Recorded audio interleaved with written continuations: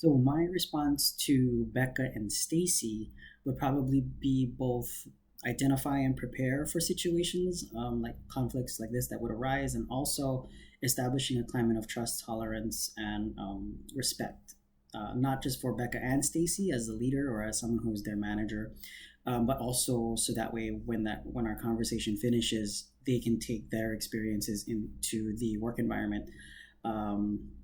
to maybe speak with their coworkers and have a better understanding, but of the different reasons why diversity is important. But I would also the reason why I chose identify and prepare is because we're going to say in this case that RWS, the paper company, already has policies in place as far as sensitivity and culture and inclusion and diversity, and those rules and policies and procedures are in place. And it's obviously an easy tool as a leader to refer to go back to, as far as, do we have, this company has a policy or procedure that addresses these types of moments, and to really reiterate the policy and procedure with them. Again, we're going to assume that in this case that RWS, our fictitious company, does have those, and that the company engages in all walks of life as far as diversity, all races, ethnicities, religions, genders, sexual orientations. All of those things are included in our policies and procedures. And then also establishing an environment of trust, tolerance, and respect.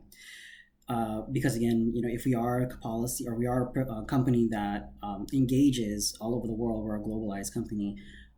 We're going to encourage people to make statements that are not going to be reflective bad upon them as well as the company itself.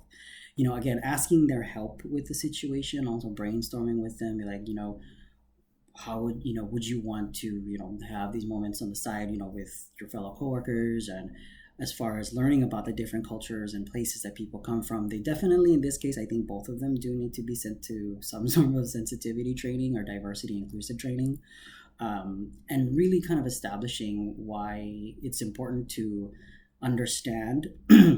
each other's differences, and that yes, we're at the end of the day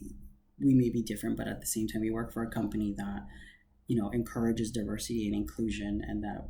because we are growing globally, we want to make sure that everyone's on the same page embracing diversity and inclusion, especially if you're in a growing industry and you want to be inclusive to everyone. So it's important that everyone that works for that company aligns themselves with those mission, vision, and values of the company.